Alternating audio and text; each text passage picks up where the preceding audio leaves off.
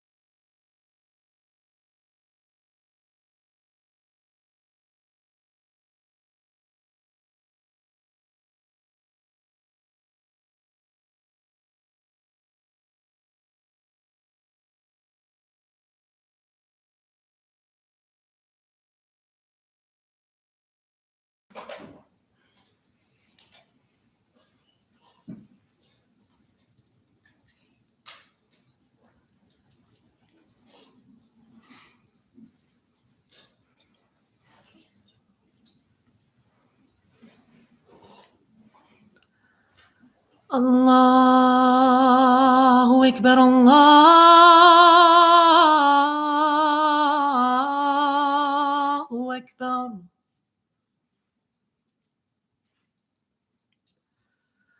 الله أكبر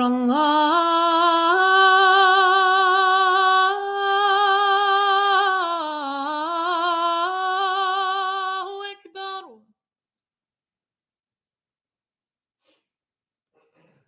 أشهد أن لا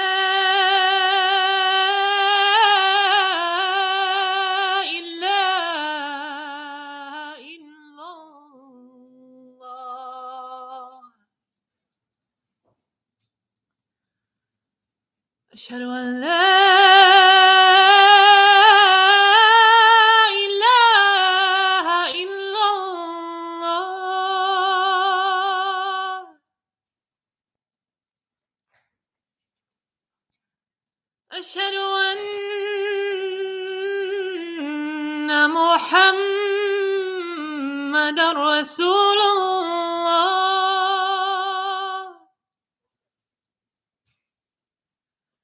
أشهد أن محمدًا رسول الله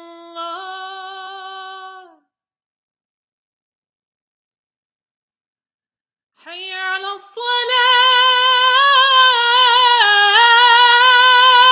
الصلاة حي على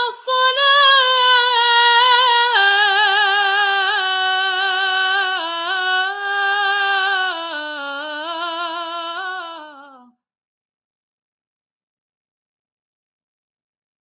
حي على الفلاح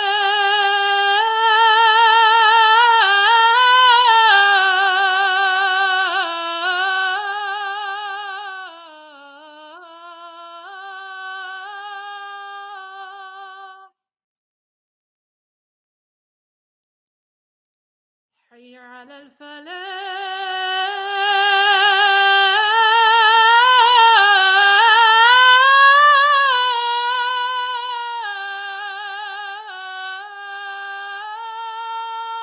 الفلاح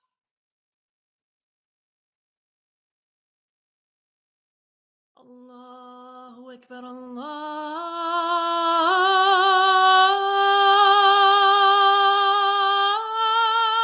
الله أكبر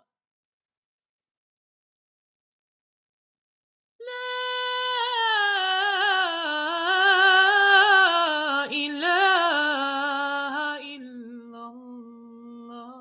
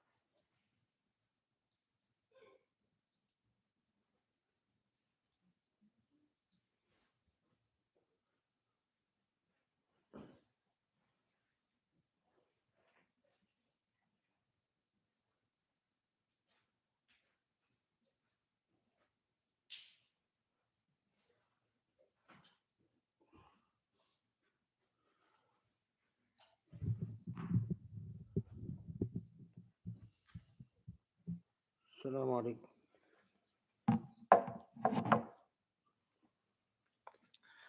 الله أكبر الله أكبر الله أكبر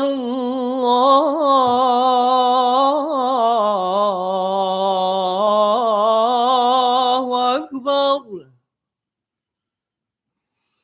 أشهد أن لا إله إلا الله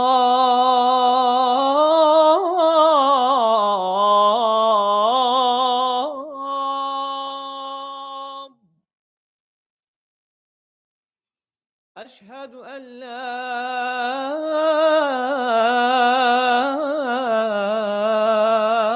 إله إلا الله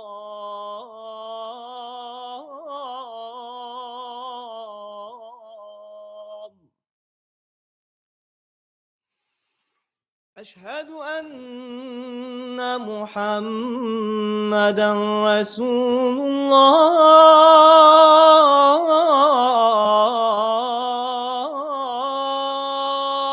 الله أشهد أن محمدًا رسول الله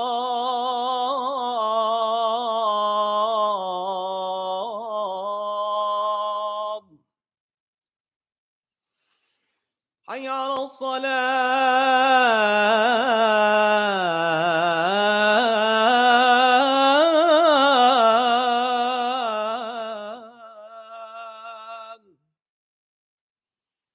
حي على الصلاة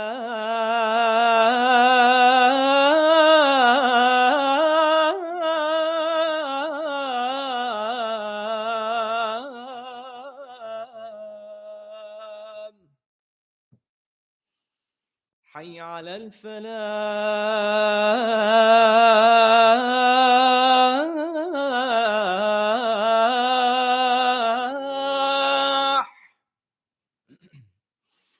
حي على الفلاح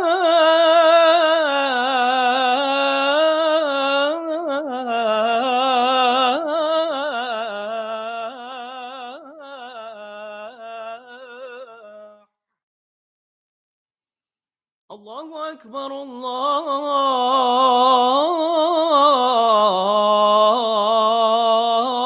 الله أكبر لا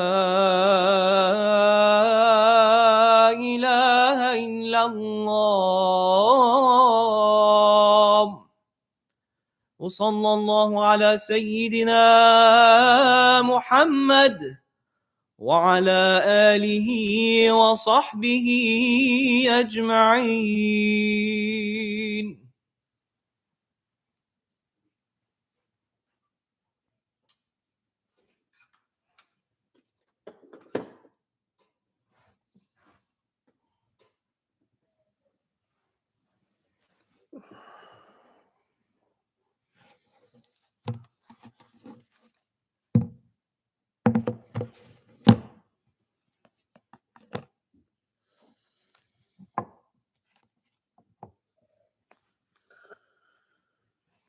بسم الله الرحمن الرحيم.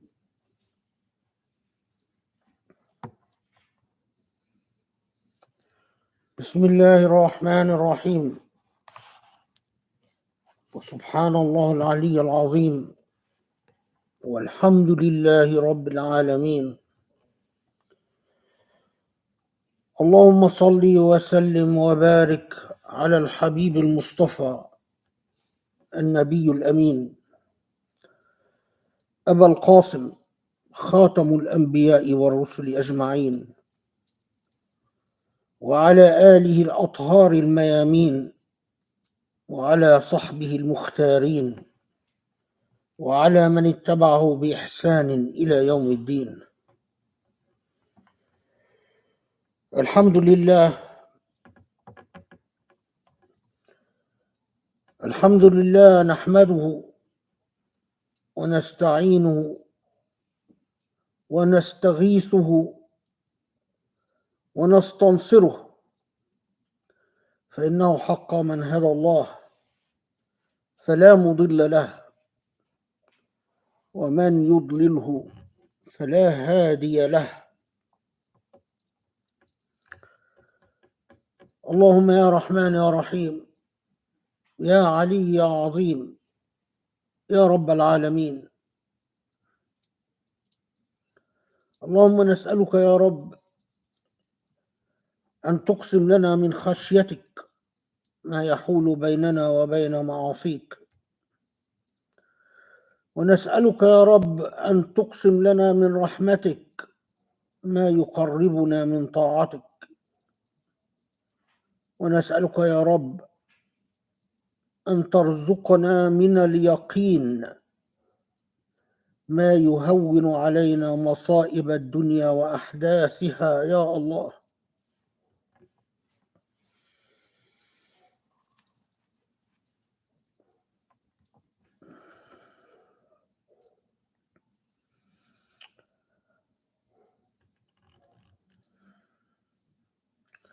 Allah subhanahu wa ta'ala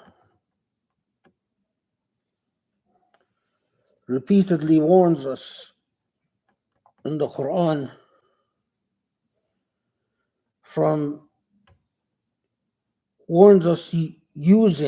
utilizing a phrase that should mean a great deal to all of us, that should be embedded in our very consciousness. And Allah repeatedly warns us against al-fasad fil ard, quite simply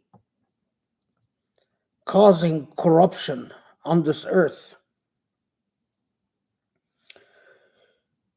And Surah Al-Rum, when Allah subhanahu wa ta'ala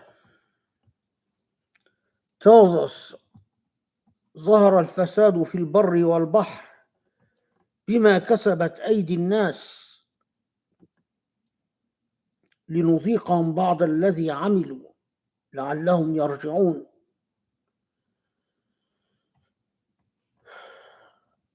That indeed you will always find on earth the signs of human corrupting existence,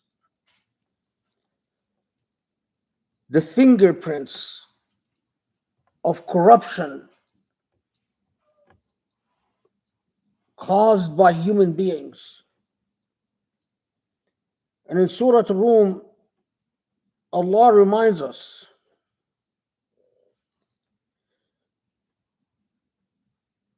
that these instances of corruption, instances or patterns, depending on how much, where, and when, in fact, is clear evidence of what people's hands have sowed, what people themselves have earned, the suffering that they have caused, and the suffering that they suffer. And that through it all, it only becomes meaningful if these instances of corruption and suffering become a path for people to remember and to return to Allah subhanahu wa ta'ala.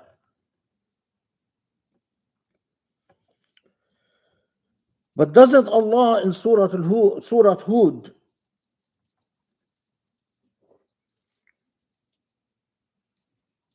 doesn't Allah warn us فلولا كان من القرون من قبلكم أولو بقية ينهون عن الفساد في الأرض إلا قليلا ممن أنجينا منهم واتبع الذين ظلموا ما أترفوا فيه وكانوا مجرمين. Doesn't Allah remind us of a reality that what maintains the balance of existence, what allows, in fact, life to persist and for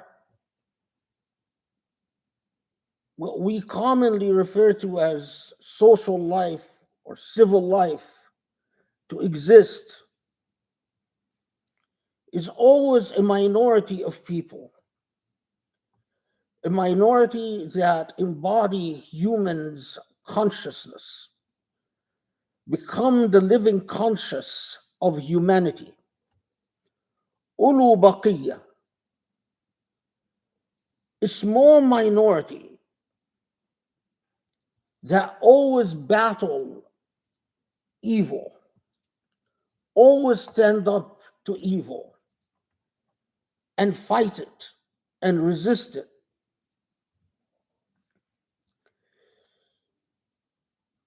But what follows in Surah Hud is so fascinating.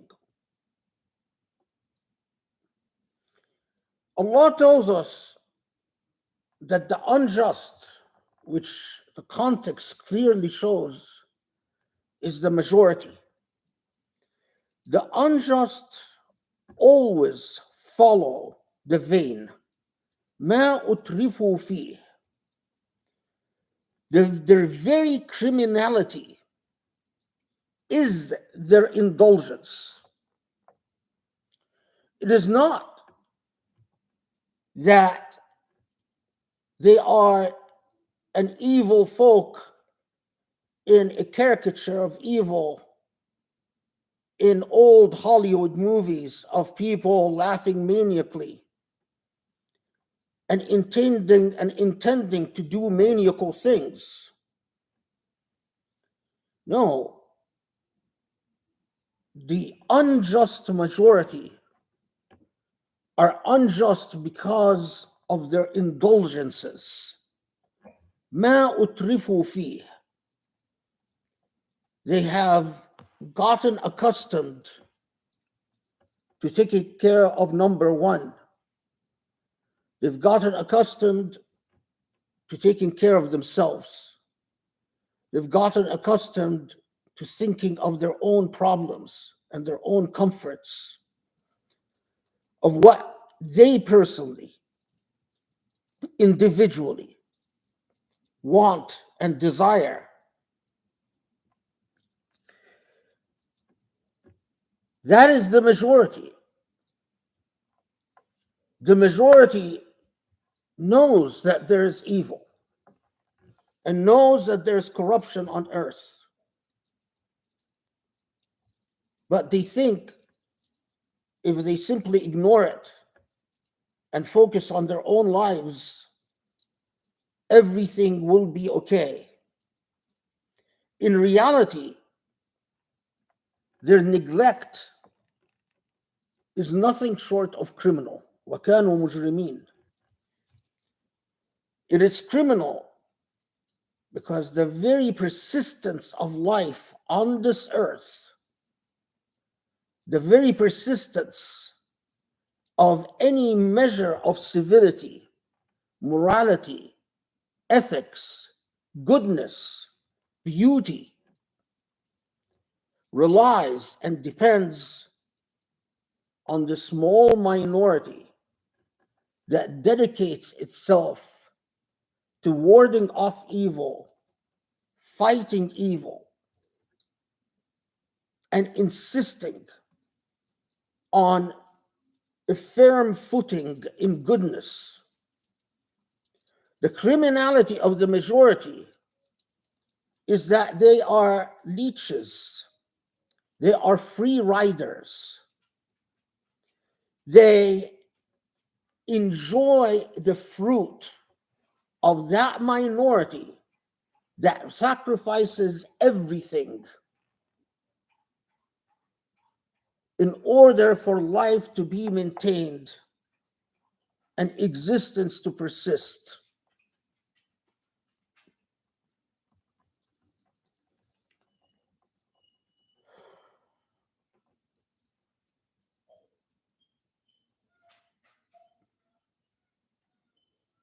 how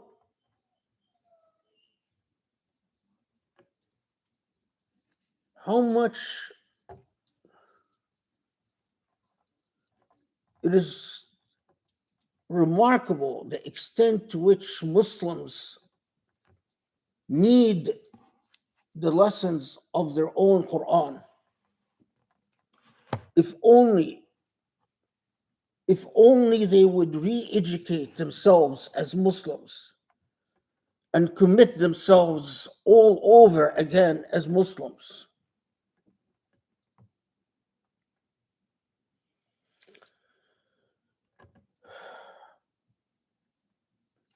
Recently,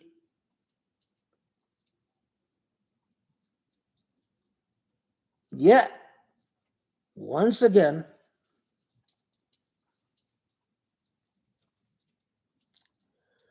the United States and Britain bomb,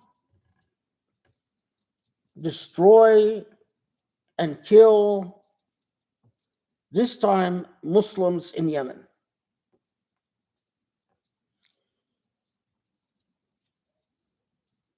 Of course, we didn't need to go through the facade.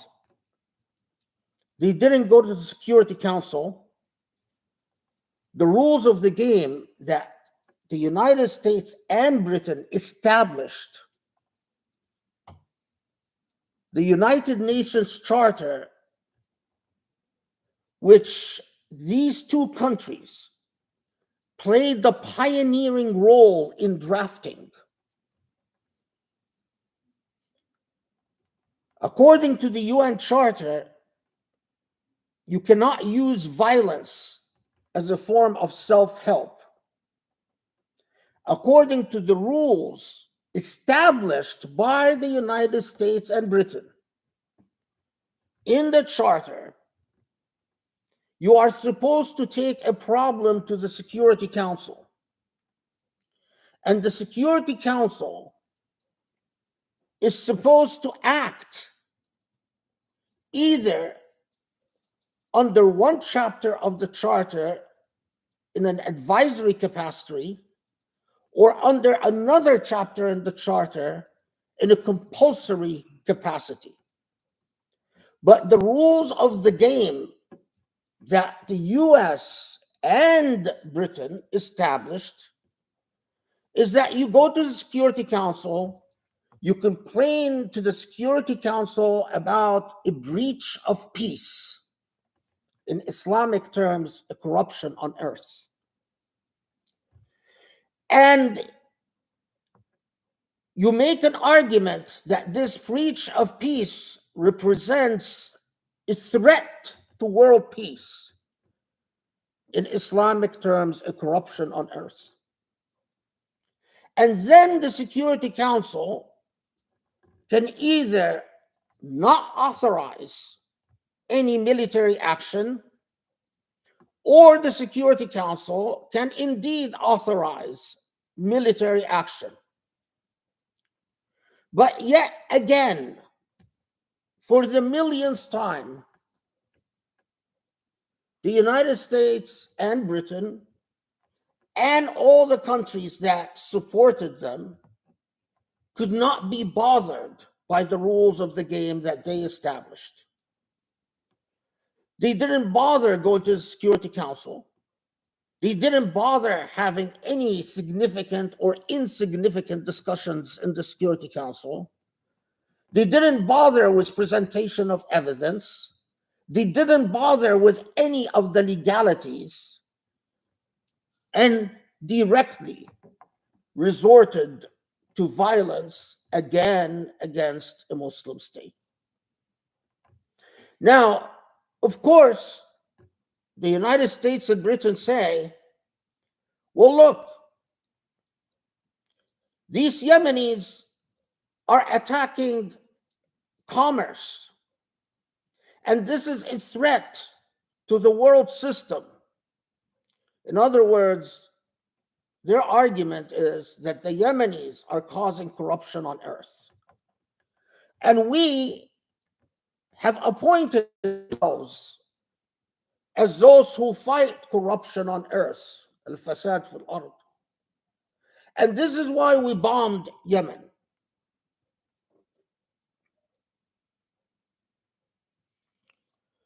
Well, it's very interesting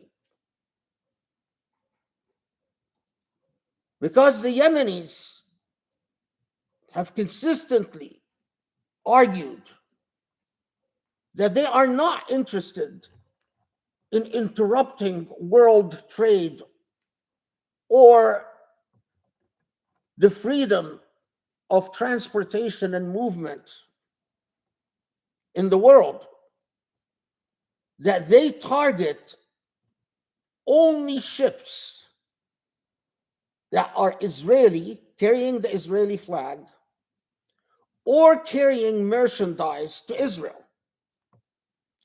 And their argument is also quite straightforward. Israel is engaging in a genocide in Gaza, and we will do everything possible to make this genocide stop. The United States didn't bother with the presentation of evidence. The United States didn't bother with arguments made by various countries like Russia or China in the Security Council. The United States didn't even bother allowing the Yemeni representative to speak for himself in the United Nations. We were not interested in what the Yemenis had to say. What we were interested in is how dare you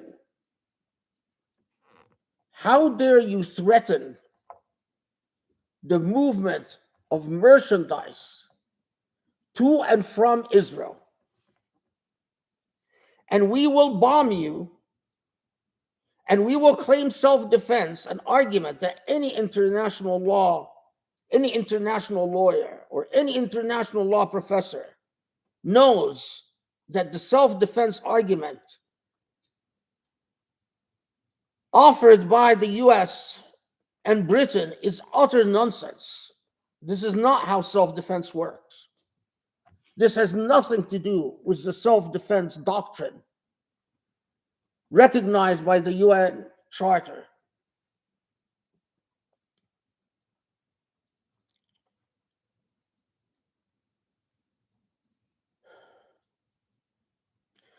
But lest we forget,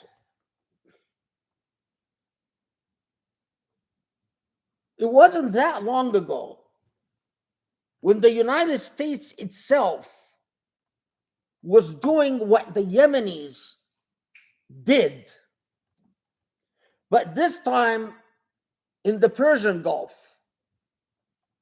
Some of you might remember when the US appointed itself the policeman of the Persian Gulf and stopped, searched, sometimes attacked, and sunk shipping from and to Iran. And at that time, the US said, we have an absolute right to interfere with the shipping to and from an outlaw country. And if anyone dares tell us otherwise, we will fight them, we will destroy them, we will make them disappear. So the logic of the international system that we work in, apparently the US has the right to interfere with shipments to and from Cuba, Nicaragua, Iran. But if anyone dares interfere with shipping in order to bring a genocide to a stop, when it comes to the state of Israel, we will recognize no such right. And not only that, we will attack them. We will use violence against them. And we will do what Israel is doing right now and what we did when we invaded Iraq and Afghanistan, and say the rules of the game do not matter. We will talk about international law when we want to say Iran is being an outlaw. We will talk about international law when we want to say if North Korea is being an outlaw, Cuba is being an outlaw, Venezuela is being an outlaw. But international law is entirely irrelevant when it comes to what we want to do.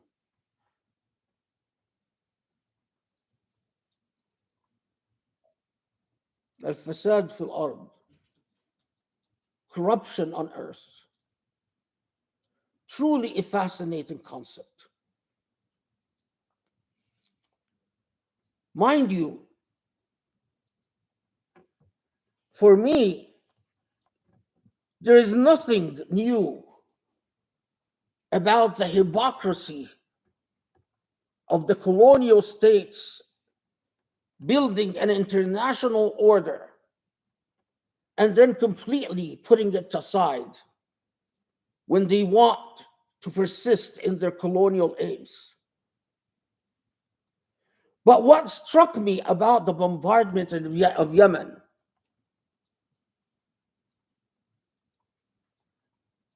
is something else. Western countries led by the US in the past 20 years or so have made it habitual and common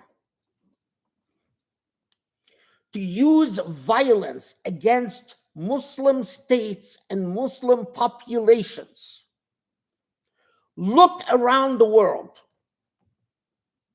and tell me anywhere in the world, any people in the world, where the United States uses violence with absolute impunity, except against Muslims, exclusively.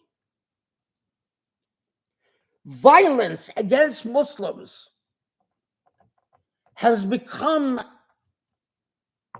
a toy, a type, a structure. It has become so institutionalized and structured and embedded that it has become part and parcel of the paradigms of Islamophobia, easily imported and utilized by all types of people all around the world against Muslims. From Burma to China to India, the United States, accompanied by Israel, with their bastard baby, Islamophobia, has institutionalized in our world the idea of violence against Muslims as legitimate and reasonable and meaningful. We don't need to go to the Security Council if we're using violence against Muslims. We don't need to present evidence. We don't need to engage in arguments. But pause and think of the meaning of the thing. We notice time and time again the West acting like a single ummah. One member of the West is threatened, the entire West reacts precisely like the Prophet ﷺ, as if a single body. The West is the fulfillment of our Prophet's description of an ummah. They are but a single body. You attack one part of the body, the entire body reacts. Canada knows that the United States has no legal right to bomb Yemen, but it doesn't matter because they act like a single body. So is the same with France, but it doesn't matter because they act like a single body. Britain has not deviated from American policy once since the 60s. Britain is always acting, having America's back, so to speak. Whatever America decides, Britain is in there to support its buddy. A single ummah, a single people. The languages don't matter. The religions don't matter. Nothing matters except a single strategic goal of dominating the world in the name of the West, whatever the West is. Racial, ethnic, cultural. A single ummah. But what is the lesson affirmed and confirmed for Muslims? The lesson is remarkable and absolutely repetitive, and has been the same since the days of colonialism. We get to act as a single ummah. We get to define what is corruption on earth and respond to it. You Muslims, don't you dare think to act like a single ummah. You Muslims, we can slaughter the people of Gaza, and the only option that is open to you Muslims is to watch and talk about peace with us and talk about international law. India can slaughter the people of Kashmir, and don't you dare, Muslims, act as a single ummah. You are not allowed to be a single ummah. The reason that the US and Britain bombed Yemen is because Yemen set a very, very, very dangerous precedent.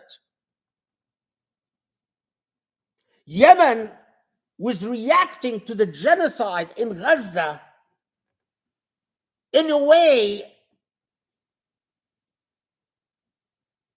that reminds us of the idea of a single ummah. We hurt for the people of Gaza, and if you attack the people of Gaza, you are attacking us. So we will take action. And the US and its other imperial friend say, don't you dare. The Muslim Ummah united, you are not allowed.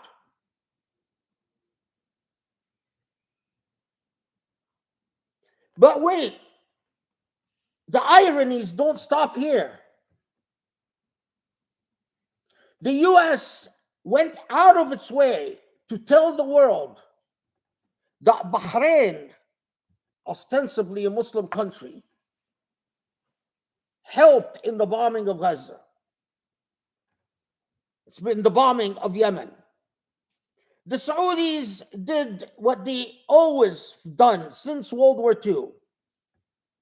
In public, express concern, and in private, offer all the help that the US wants.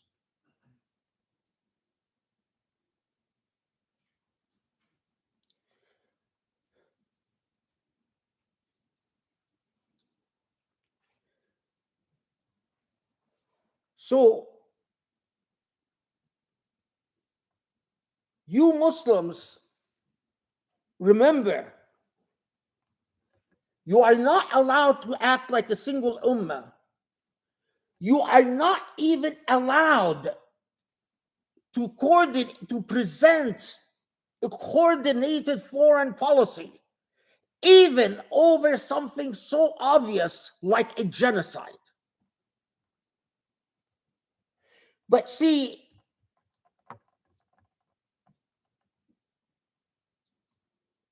what is truly remarkable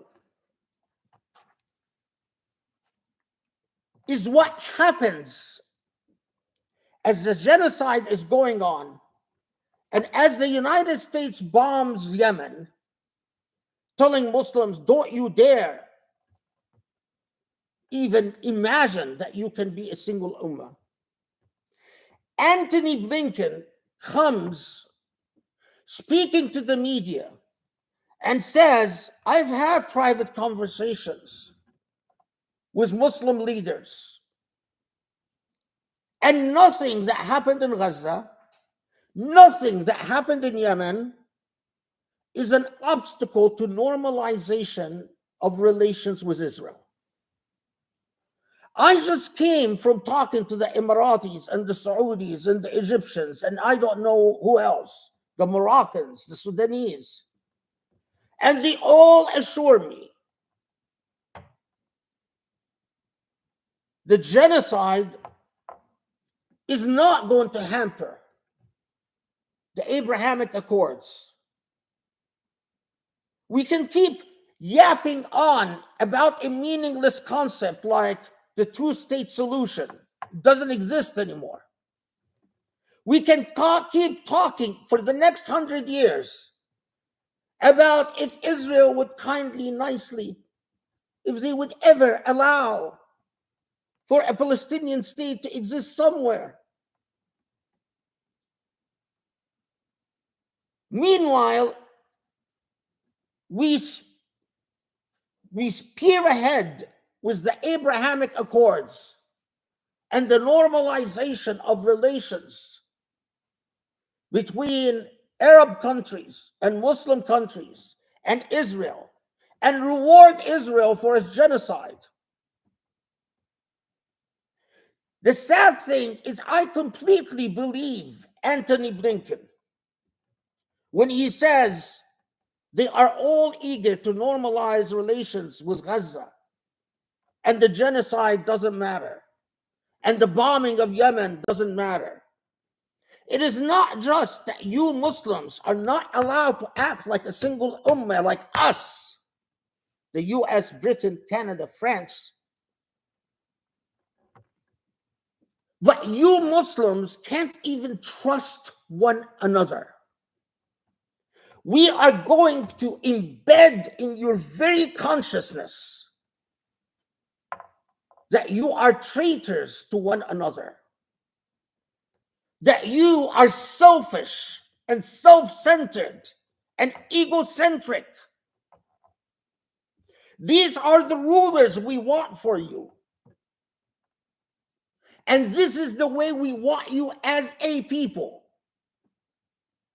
Muslims, remain ignorant, remain stupid, remain indulgent, remain lazy and fat, remain slothers and useless on this earth. Remain. You want to add to the irony? Some of the worst massacres committed against Palestinians in Gaza are by Indian soldiers serving in the Israeli army. Indian Hindu nationalists are volunteering to fight in the Israeli army for the joy of killing Muslims.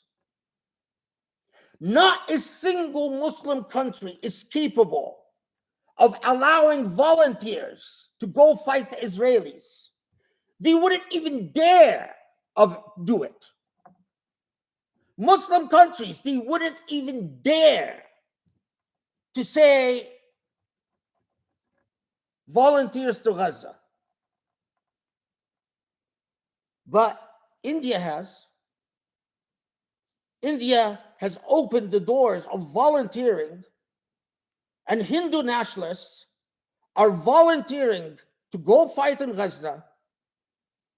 There is a horrible video that some of you might have seen.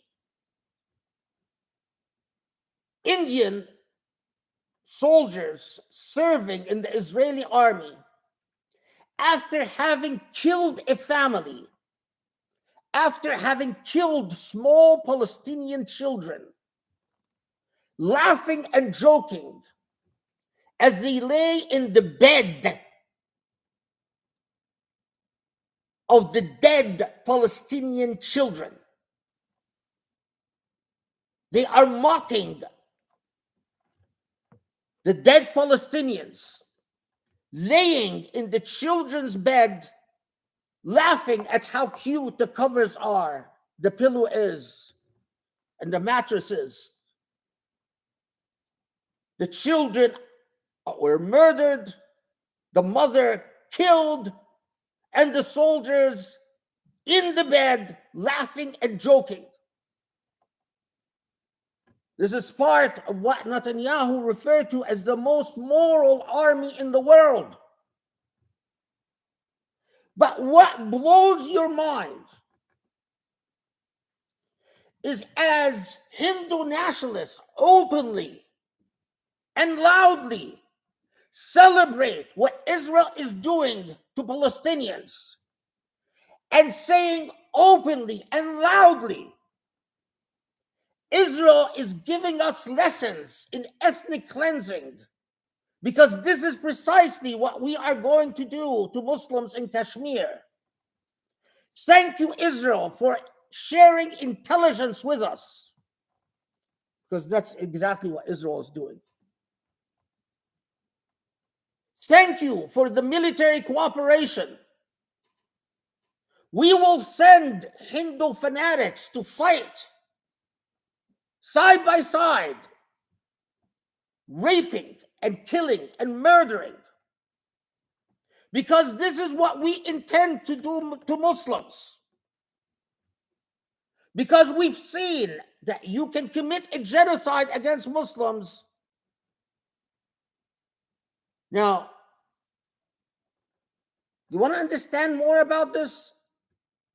Just watch C.G. Worldman, the non-Muslim, who exposes so much of this and tells us and gives us so much detail about the collusion between Israel and India, as India plans the next genocide against Muslims.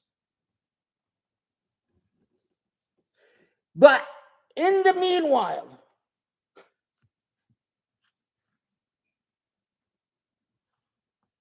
not only does Antony Blinken tell us that the Abraham Accords are alive and well, and that all these Muslim countries are eager to normalize.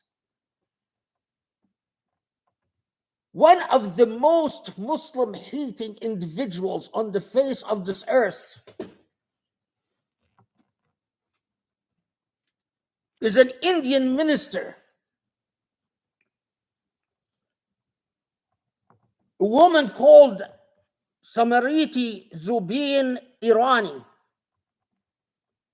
She's the Minister of Women and Children. She is on record calling openly for a genocide against Muslims. And as Yemen is being bombarded, and as Anthony Blinken is saying to the world, Muslims don't care about the genocide, don't worry. What happens with Samarati Zubin Irani? She is invited and welcomed by MBS in Saudi. Not only does she tweet about her visit to Saudi with film attached, but she brags that MBS allowed her to go to Mecca and Medina and be filmed outside the Prophet's mosque in Medina and outside the Kaaba in Mecca.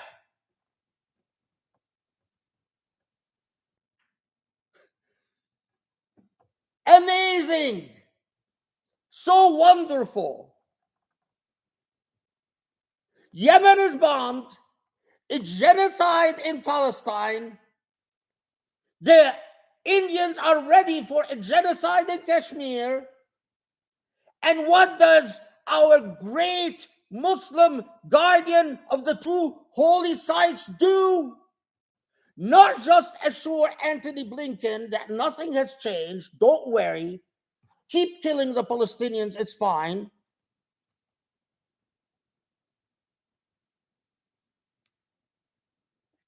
But we will invite and welcome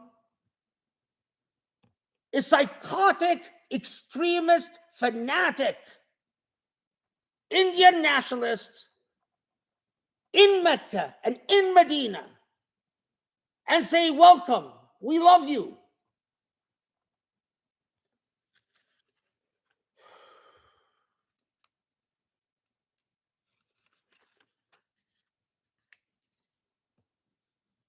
But here's the thing.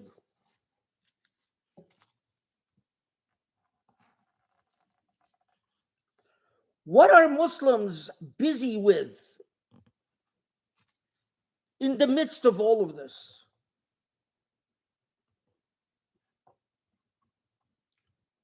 Muslims choose this time to talk about, well, wait, but the Houthis are Shia. They're Zaydi. We don't care and if they support Palestine. Their support of Palestine, they're putting their lives on the line. They're allowing themselves to be killed, butchered, is just part of a Shiite conspiracy to dominate this world. They are agents of evil Iran because Iran is not a country that has been in the region forever, is not a Muslim country that is part and parcel of the Muslim world. No, Iran is evil. And part of it's worse than Israel itself. We don't care if Hezbollah keeps attacking Israel every day and losing martyrs every day in their war to liberate their land from Israeli occupiers, mind you. At least Hezbollah is doing something. Egypt, Jordan, Saudi, the Emirat, what are they doing? But no, it's all an act. It is those evil Shia. The Shia, once again, are launching a conspiracy to kill Sunni Islam. It is true that it is Sunni Islam that produced Daesh, and that Daesh never shot a single bullet against the Israeli occupation. And it is true that Daesh, the Sunni Daesh, was only interested in butchering Muslims. But it is Iran and the Shia who are the real danger to our existence.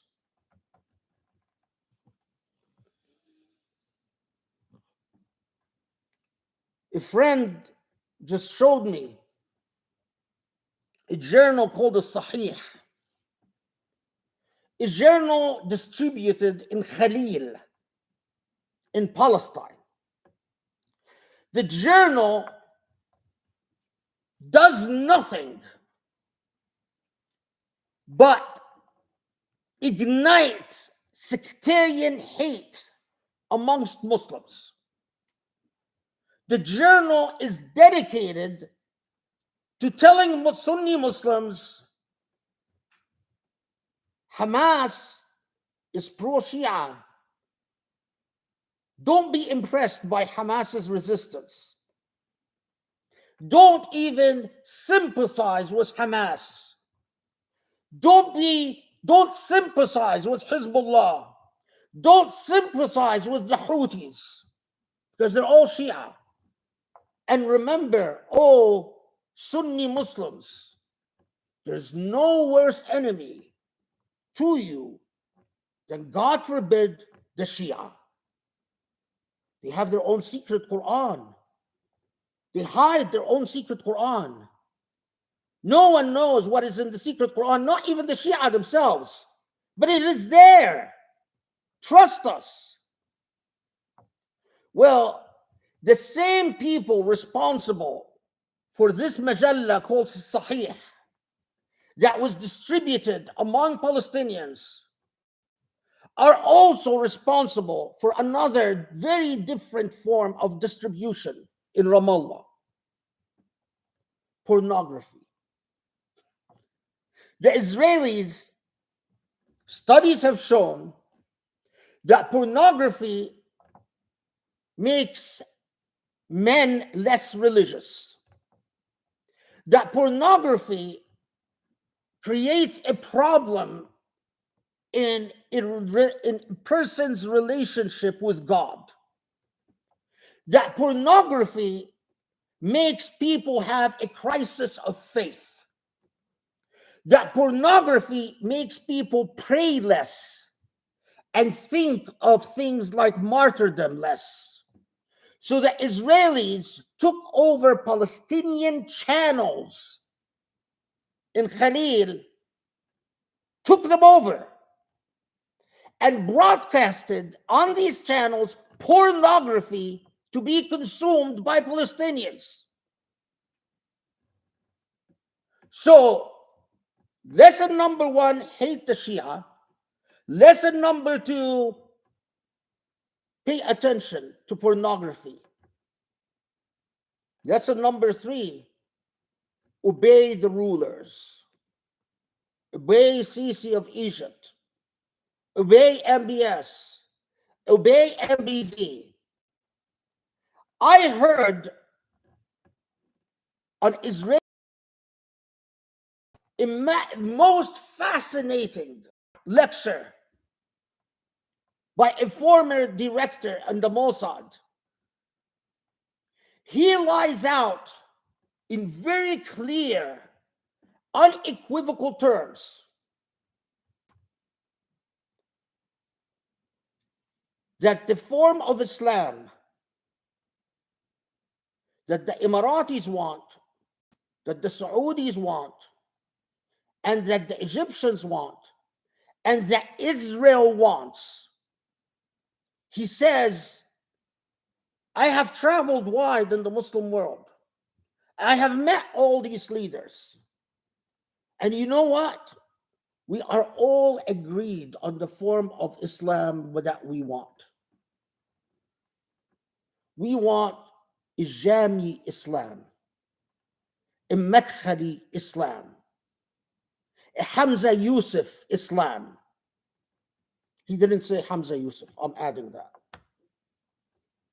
but it is, in effect, what he's describing.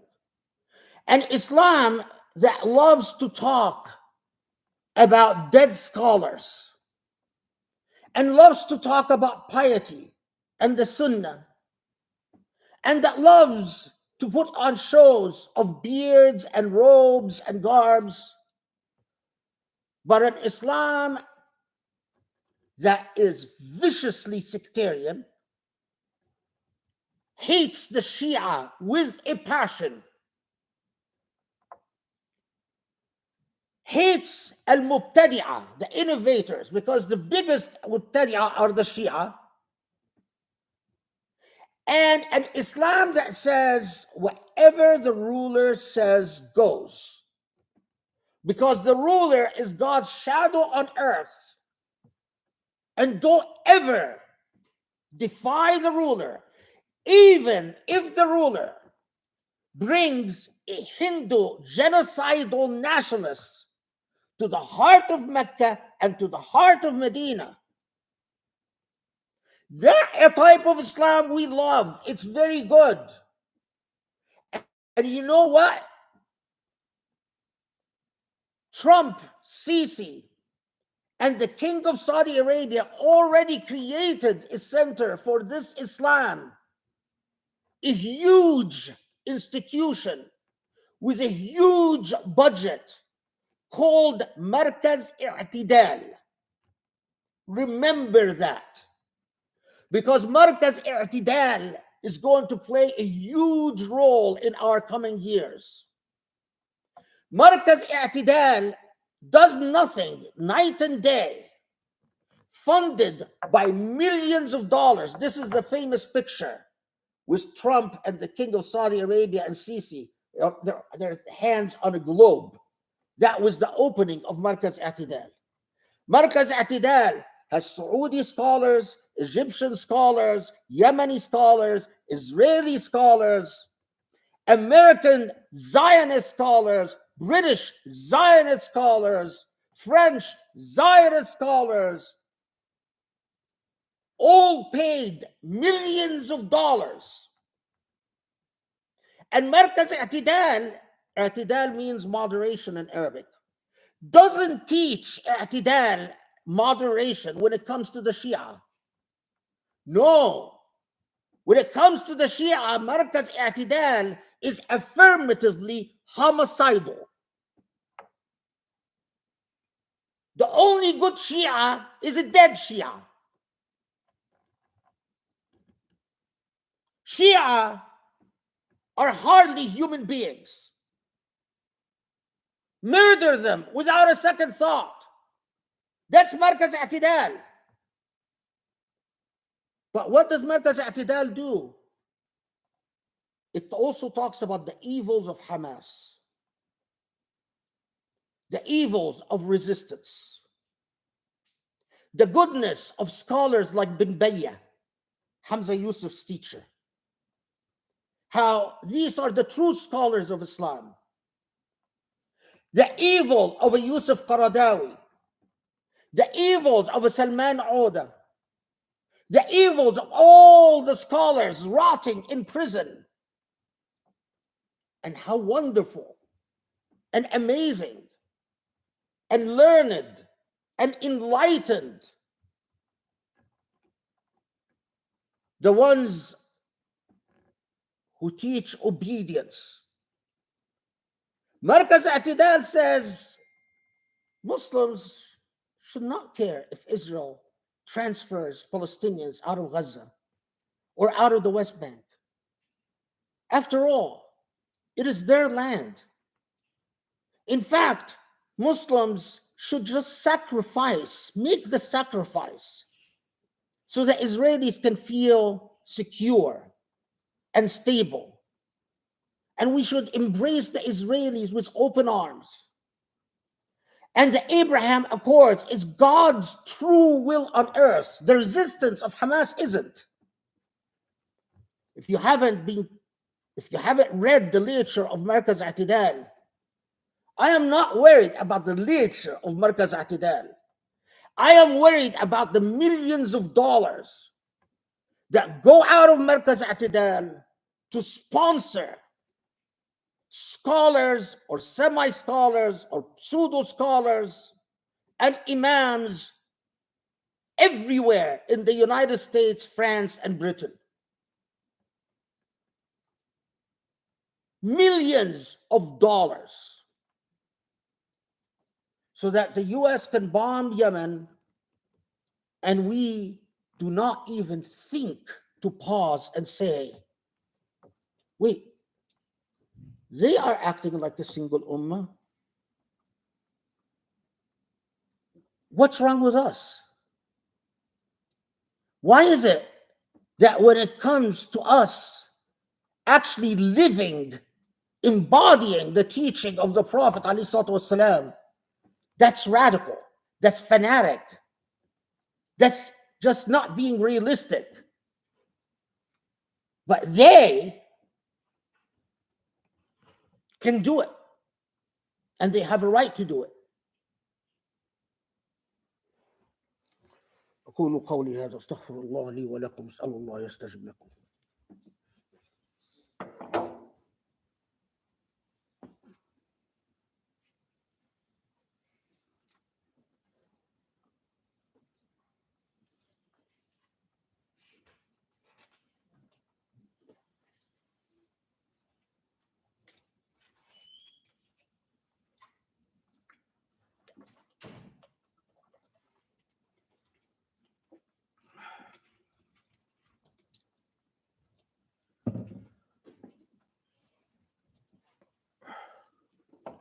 بسم الله الرحمن الرحيم.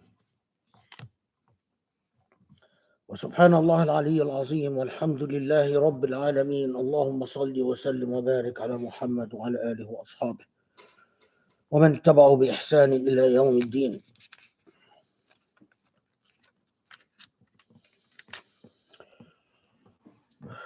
Hindu nationalists are openly saying the Israelis, God bless them, are teaching us what to do about Muslims and the problem of Islam. Openly talking about how Islam is a cancer, a 1400-year-old cancer, and that the Israelis excel in fighting this cancer, and that we must learn from them and carry out genocidal policies. You look around. Was it a Muslim nation that brought the case before the International Court of Justice? No, it was South Africa. What are the nations that joined the lawsuit against Israel in the International Court of Justice? Muslim countries? No. Has Saudi Arabia joined? No. Egypt joined? No. The Emirates joined? Absolutely not. We are busy talking about how evil the Shia is and how evil Iran is, a country that has been in the region. The Persian people have been part of this region for thousands of years. And we are talking as if somehow the Persian people came from a foreign planet. They have been in this region as old as the Arabs and as old as the Egyptians and older than the Israelis. And you better figure out a way to coexist and to live and to cooperate and to integrate them in a single ummah. Otherwise, you will remain a laughing stock to your enemy.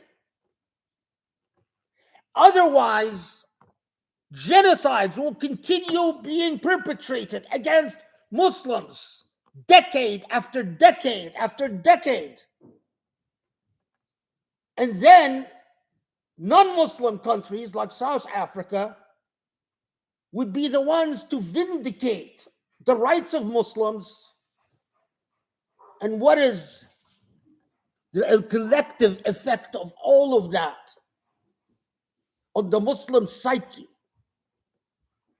on that feeling of being defeated and a broken people?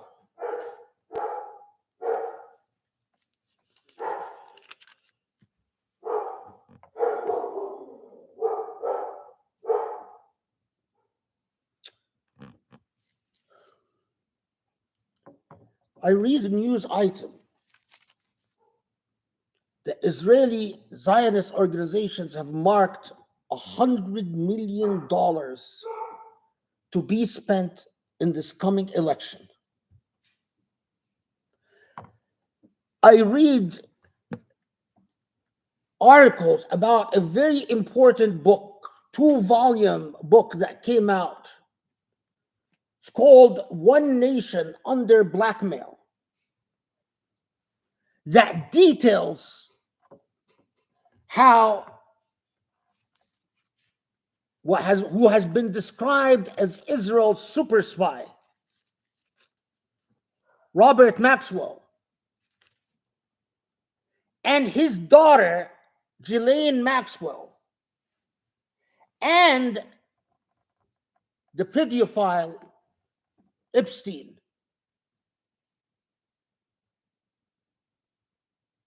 have dedicated all their efforts on creating files of sexual improprieties to blackmail leaders, Muslim leaders and non-Muslim leaders. Everyone from Trump to Clinton's to MBS to the entire what of the Emirati government, offering them the most beautiful women, then filming them having sex with the most beautiful women. And because these women are underage, then blackmailing them for Israel's best interest.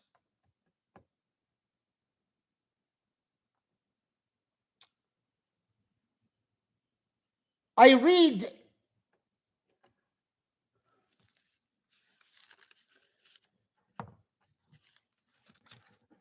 there's a book called Return to Mecca by a man called Dennis Avi Lipkin. Lipkin is an American citizen and an Israeli fanatic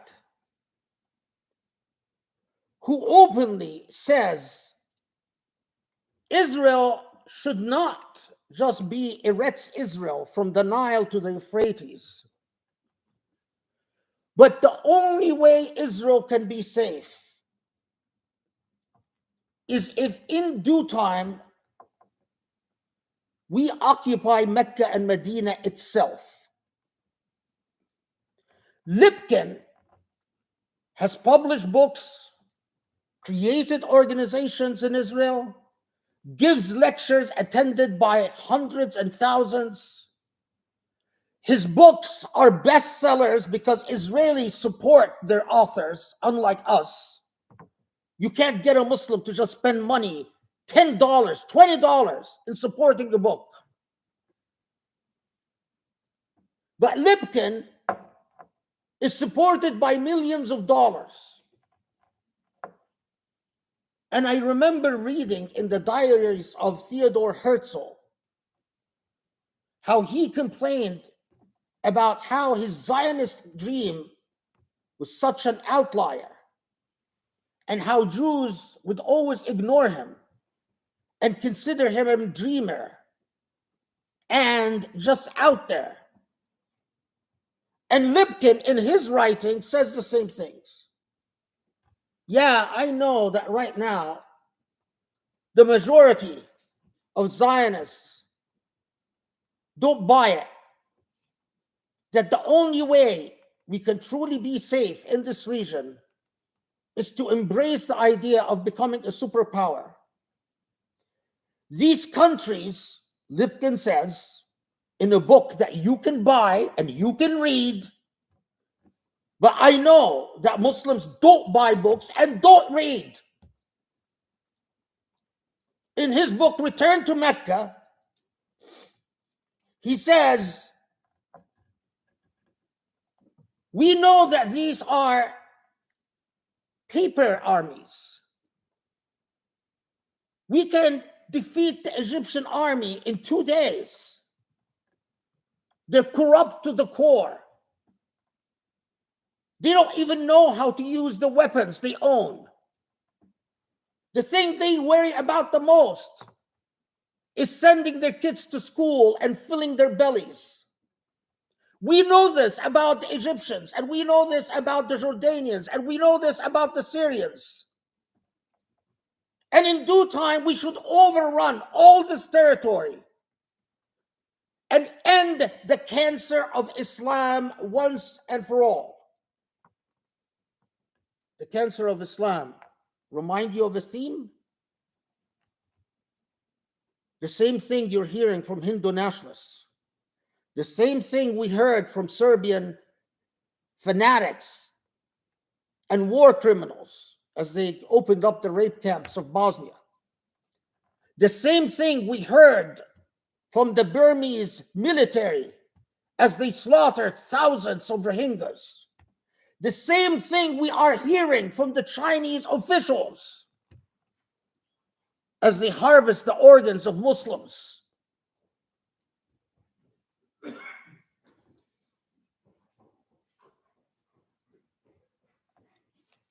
Anyone, any of you that indulges in a single moment of Shi'i Sunni rhetoric is a traitor to God and his prophet. You are an absolute traitor. Any of you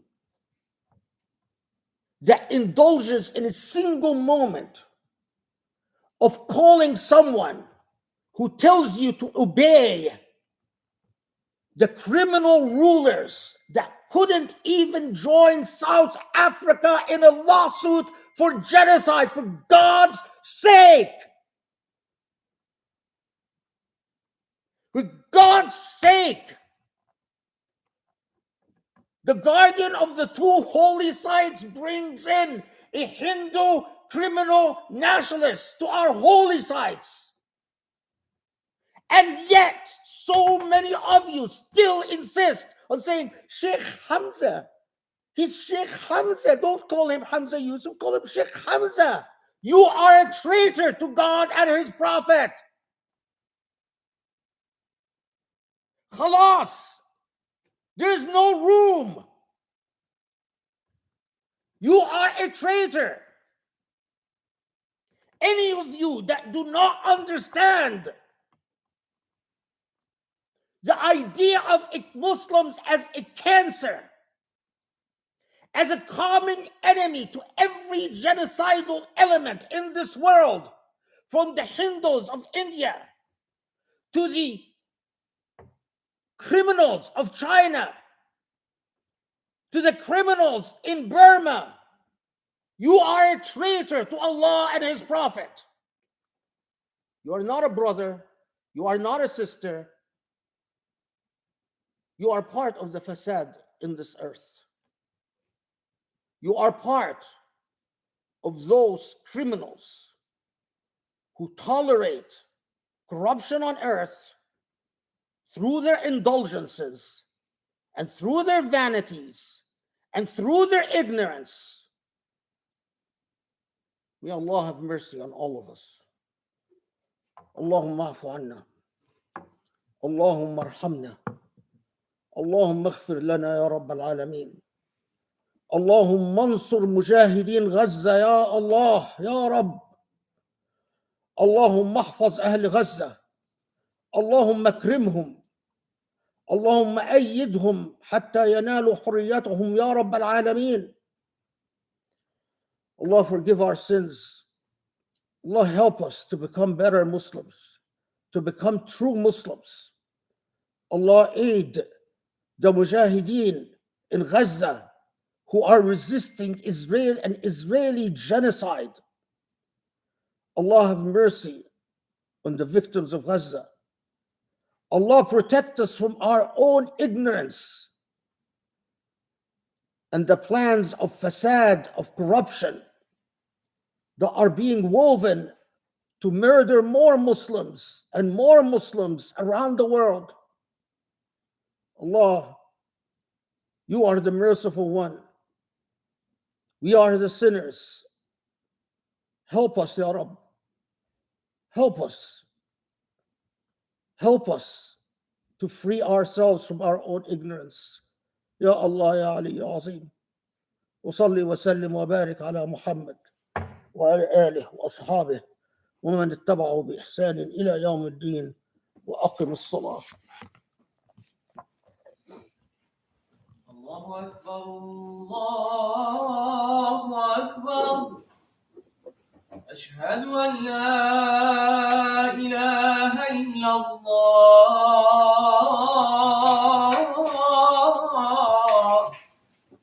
أشهد أن محمدا رسول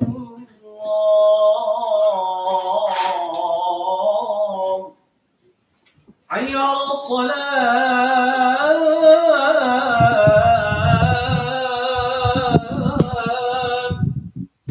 حي على الفلاح.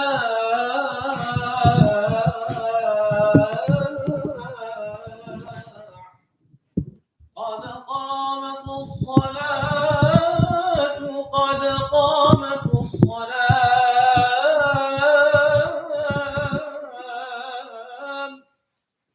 الله أكبر الله أكبر. لا إله إلا الله.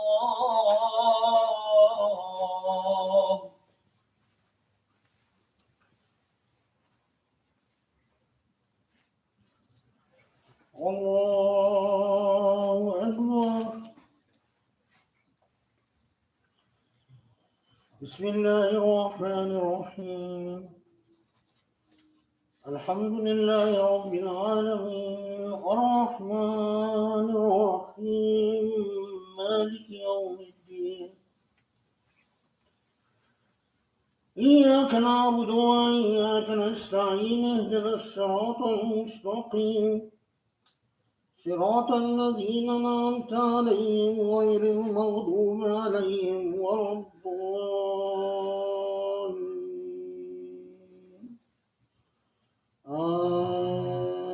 آمين.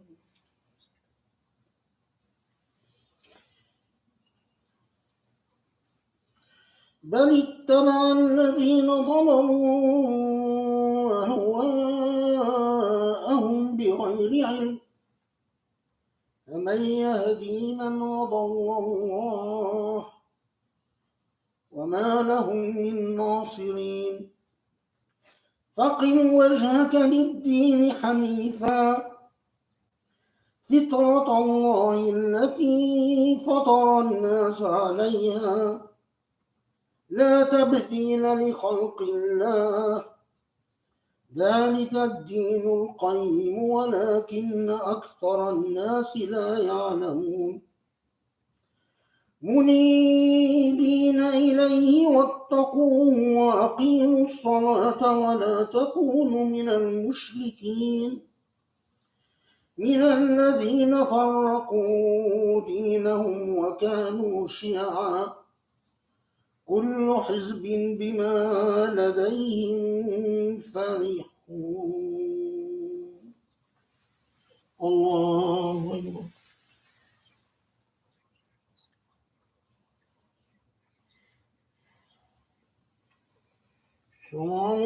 سمعان حمده. الله.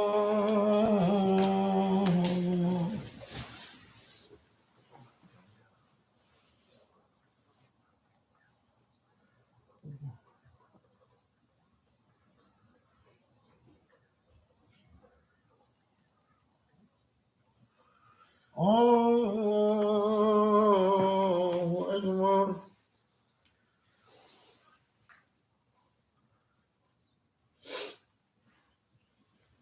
الله.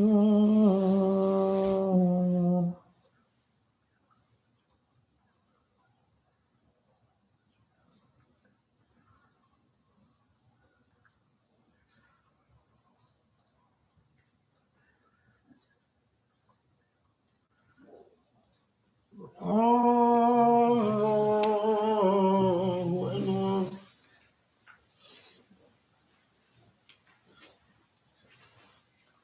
بسم الله الرحمن الرحيم. الحمد لله رب العالمين الرحمن الرحيم مالك يوم الدين إياك نعبد وإياك نستعين اهدنا الصراط المستقيم صراط الذين أنعمت عليهم غير المغضوب عليهم ولا الضالين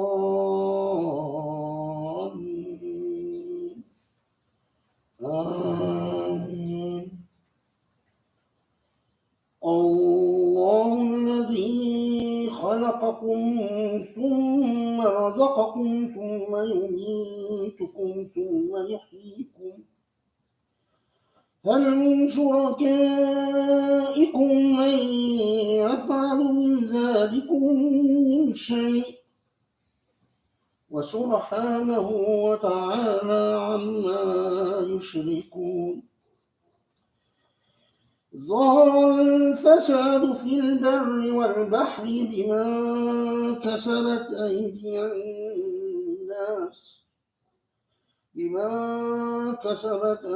الناس ليذيقهم بعض الذي عملوا لعلهم يرجعون.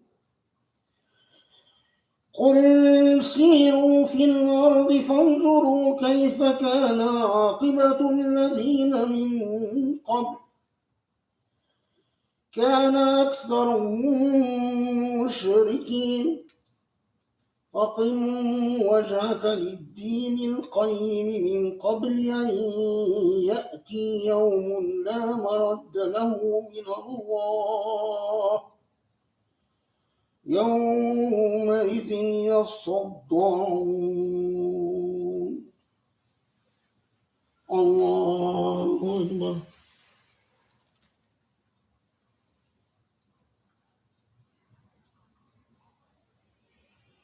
سمعان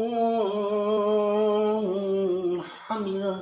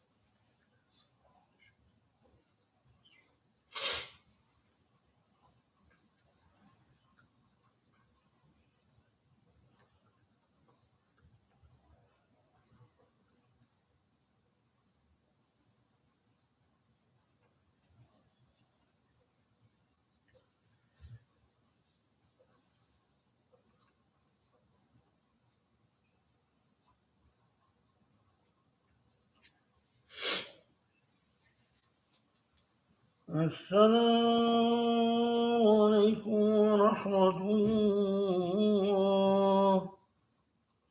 السلام عليكم ورحمة الله.